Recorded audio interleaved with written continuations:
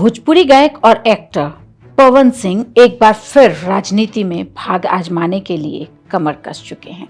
मंगलवार की सुबह सुबह पवन सिंह दल बल के साथ बिहार के कद्दावर नेता माने जाने वाले उपेंद्र कुशवाहा से मिलने उनके घर पहुंचे।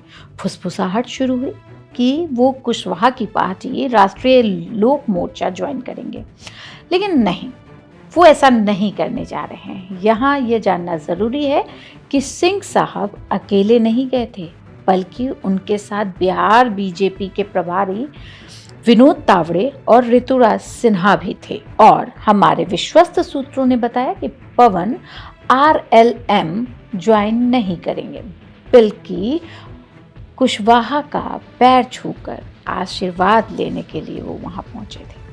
भाजपा कोई कोर कसर नहीं छोड़ना चाहती, क्योंकि लोकसभा चुनाव में ये पवन सिंह ही थे जो काराकाट से उपेंद्र कुशवाहा के खिलाफ निर्दलीय लड़े थे और कुशवाहा की हार का कारण बने थे। पवन सिंह के अमित शाह से मुलाकात किए जाने की भी योजना है। बिहार में चुनाव नवंबर में होने, लेकिन उसकी गहमा गहमी तो आप देख ही रहे हैं कि लगातार बनी हुई है। और मैं आपके पास रोज खबरें लेके आ रही हूँ और रिपोर्ट लेके आ रही हूँ। पटना से लेकर दिल्ली तक बिहार विधानसभा चुनाव को लेकर गहमा गहमी हर दिन कुछ नए मोड़ के साथ बदल रही है। हालांकि पवन सिंह पहले से ही भाजपा में थे।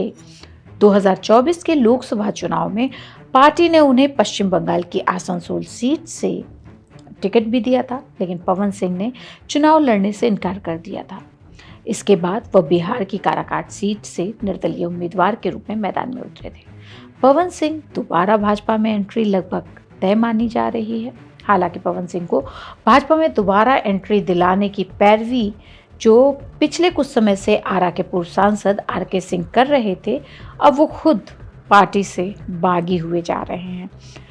यहाँ यह जानना एक बार फिर से ज़रूरी है कि बीजेपी क्यों पवन सिंह को साधना चाहती है या उन्हें इस चुनाव में उतारना चाहती है।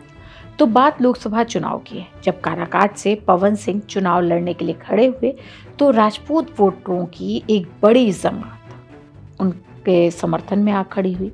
नतीजा ये हुआ कि पवन सिंह तो नहीं जीते, लेकिन उन्होंने वोट काट दिए उपेंद्र कुशवाहा के और वो हार गए।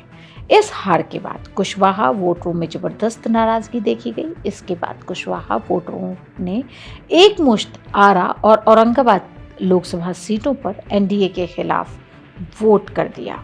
नतीजा ये हुआ कि आरा में बीजेपी के आर.के. सिंह और औरंगाबाद में बीजेपी के ही सुशील सिंह चुनाव हार गए।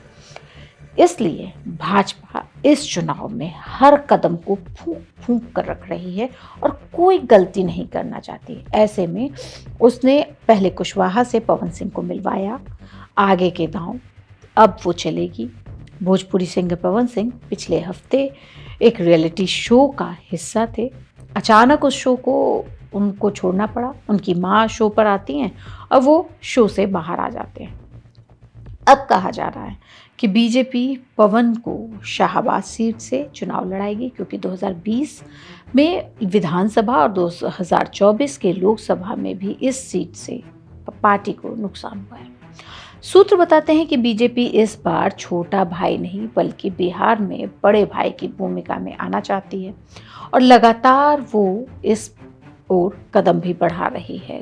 आरएसएस लगातार बिहार में एक्सेस कर रही है, इसलिए वो कद्दावर और जीत के लिए दावेदारों को मैदान में उतार रही है। हालांकि खबर ये भी है कि पवन सिंह आरा विधानसभा सीट से भी चुनावी मैदान में उतर सकते हैं। आरा सीट पर फिलहाल भाजपा का कब्जा है।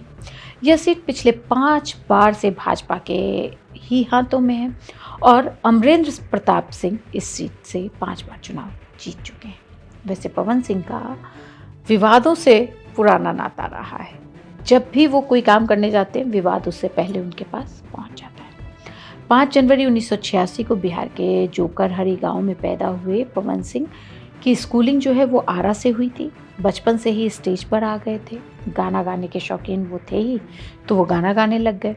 लेकिन जैसे जैसे पवन बड़े होते गए, पवन विवादों में गिरते चले गए। पिछले दिनों लखनऊ के एक स्टेज शो के दौरान भी उन्होंने अपनी को स्टार को गलत तरीके से छू दिया था, जिसके बाद सोशल मीडिया पे वो काफ़ी वायरल हुए और उनको हरियाणवी बाला से माफ़ी मांगनी पड़ी। उन्होंने बाकायदा इंस्टाग्राम पे जाके उनसे माफ़ी मांगी।